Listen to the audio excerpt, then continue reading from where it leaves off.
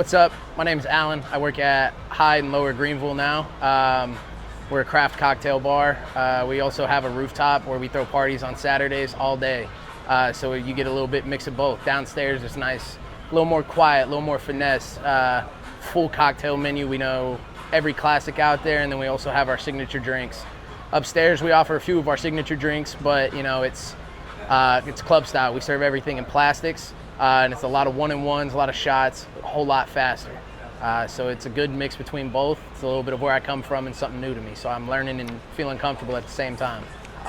Being a great bartender, that's a great question. What it means to me, being a great bartender, is being able to take care of customers efficiently, effectively, having great customer service, but also taking care of the people next to you. Your coworkers, your barbacks, your servers, your managers, make everybody else's job around you easier. That way all of y'all can do better service. If I'm having a bad day and I'm giving bad service, and then I'm also yelling at my coworker, or I'm mad at them because they're messing up the flow of everything, it's just gonna be a bad time overall. Or vice versa, my coworker's messing up and I'm trying my best to appease these guests and he's just throwing a lot at me. It's gonna be a tough time. So you have to kind of find that balance. It also comes with like speed and accuracy, kind of like Speedrailz. You have to be fast but accurate. That way you're not getting deducted a lot of time. It's kind of the same way working. You have to be good to your guest and good to the guy next to you. So it's a combination of balance. That's kind of what it is. Work-life balance, speed, accuracy, nice to this guy, nice to that guy. It's kind of what it takes, being a great bartender. It's not an easy task. Not everybody can do it.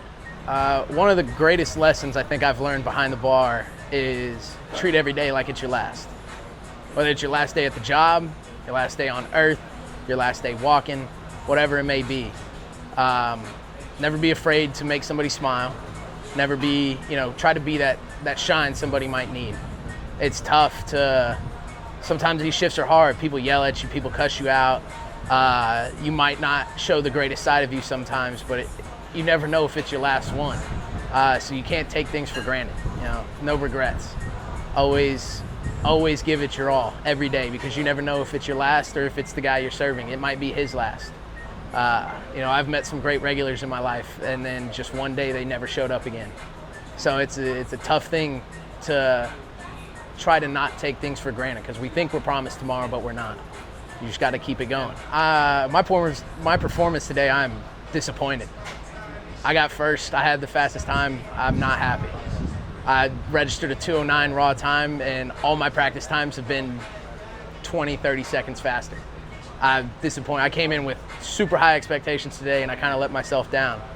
That being said, I'm also super proud of myself and super proud of the guys with me. I came here with Gabe and Sticks. We all work together. We're teammates outside of this competition, and we had this hope of going 1, 2, 3, sweeping it, Hyde on top. And we accomplished our goal. So I'm super proud of us. I'm super proud of myself, of them. But I know I can do better. I've seen myself do better. I've performed better. So happy and mad at the same time, I guess. Disappointed and overjoyed. A few people actually did stand out to me.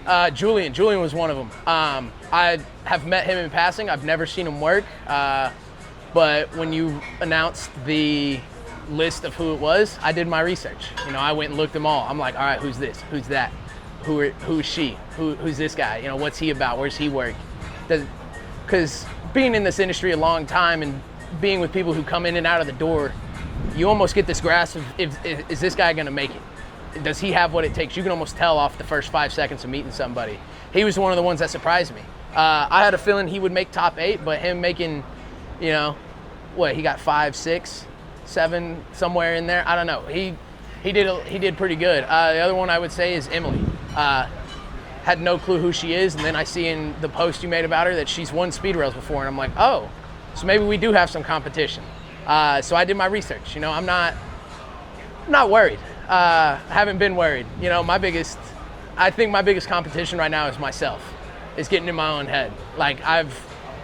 In Austin, I lost to Gabe in the qualifier, and then I ended up losing to Gabe in the actual competition as well. I got him in the qualifier this time.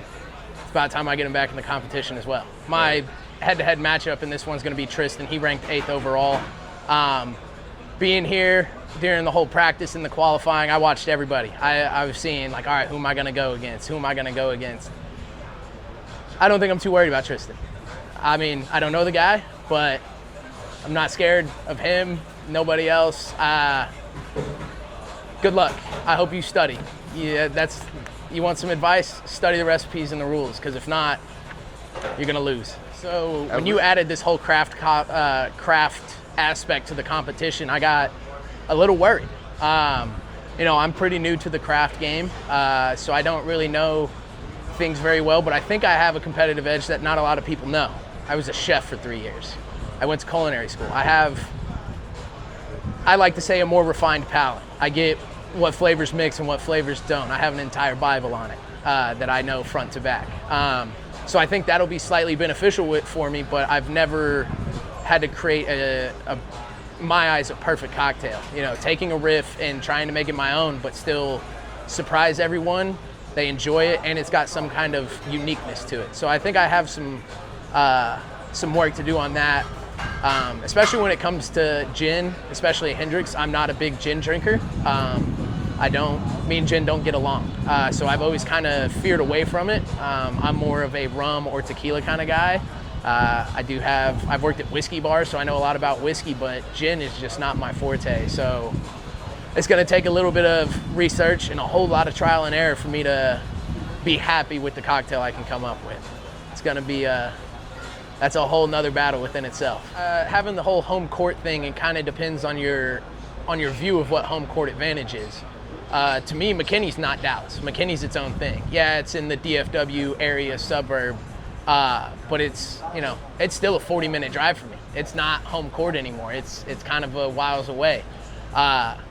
But luckily, I have had a practice round here at McKinney, here at Chop Sports before in a prior tournament. So I kind of already knew the bar a little bit, but the home court advantage stuff, I mean, I feel like as long as you are a well-versed bartender, you know, I've been all over the place. I've seen many different well setups, from massive ones that have 30 bottles in a rail to ones that have 6 bottles in a rail. You just kind of have to learn to work with what you got and adjust on the fly. You know, coming in, you know, be early and take it all in as fast as you can. Being here in Dallas, I think it'll be great for us because we can have our friends and family come out a little bit easier to help support us during the competition.